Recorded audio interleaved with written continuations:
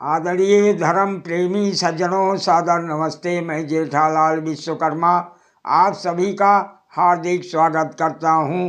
महाभारत उद्योग पर्व अध्याय 1। महर्षि वैशंपायन जी महाभारत की कथा सुनाते हुए कहते हैं, हे राजन जनमेजय जी, अभिमन्यु का विवाह करके कुरुवीर पांडव तथा उनके अपने पक्ष के लोग अर्थात यादव पांचाल आदि अति प्रसन्न हुए। रात्रि में विश्राम करके वह प्रातः काल जागे तथा नित्य कर्म करके विराट की सभा में उपस्थित हुए। मत्स्य नरेश विराट की वो सभा अति समृद्धशालिनी थी। उसमें मोती मूंगे आदि मणियों की खिड़कियां और झालरें लगी थीं। उसके फर्श और दीवारों में हीरे पन्ने आदि उत्तम उत्तम रत्नों की पच्चीकारी की गई थी। इन सब के कारण उसकी विचित्र शोभा हो रही थी। उस सभा भवन में यथा योग्य स्थानों पर आसन बिछे हुए थे। स्थान स्थान पर मालाएं लटक रही थीं तथा चौहोर सुगंध फैल रही थी। वह श्रेष्ठ राजा लोग उसी सभा में एकत्र हुए।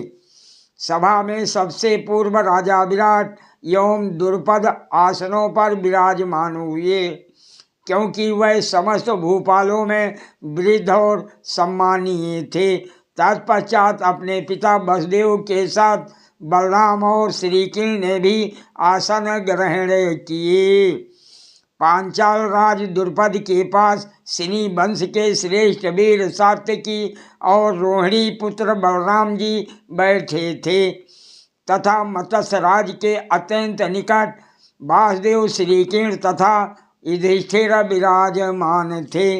राजा द्रुपद के सब पुत्र भीमसेन, अर्जुन, नकुल, सहदेव, युद्धवीर प्रद्युम्न और सांब विराट के पुत्रों सहित अभिमन्यु एवं द्रौपदी के सभी पुत्र सुवर्ण जटित सुंदर सिंहासनों पर आसपास ही बैठे थे। महारानी द्रौपदी के पांचों पुत्र पराक्रम, सौंदर्य और बल में अपने काका पांडवों के ही समान थे। वह सबके सब शूरवीर थे। चमकीले आभूषणों तथा सुंदर वस्त्रों से विभूषित उन समस्त महारथियों के बैठ जाने पर राजाओं से भरी हुई वो समृद्ध शालिनी सभा ऐसे सुशोभित हो रही थी मानो उज्जवल ग्रह नक्षत्रों से भरा दो लोक जगमगा रहा हो। तत्पश्चात उन शूरवीर पुरुषों ने समाज में जैसा वार्तालाप करना उचित है वैसी ही विविध प्रकार की विचित्र बातें की। फिर वह सब नरेश श्रीकृष्ण जी की ओर देखते हुए 2 घड़ी तक कुछ सोचते हुए मौन होकर बैठे रहे।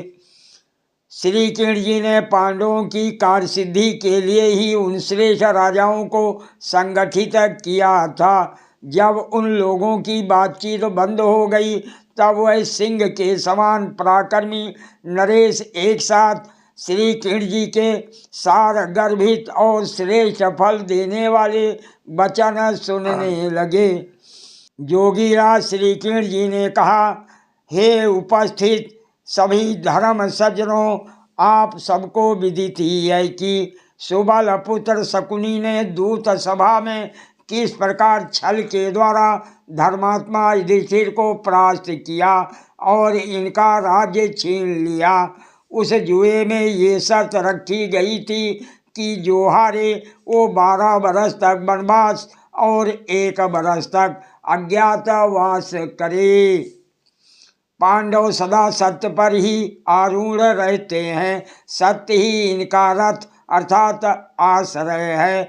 इनमें बलपूर्वक संपूर्ण भूमंडल को जीतने की शक्ति है। फिर भी इन श्रेष्ठ वीरों ने अर्थात पांडु पुत्रों ने सत्य का विचार करके 13 बरस तक वनवास और अज्ञातवास के उस कठोर व्रत का धैर्य पूर्वक पालन किया है, जिसका स्वरूप अत्यंत उग्र है। सादर प्रणाम। जय श्री कृष्ण।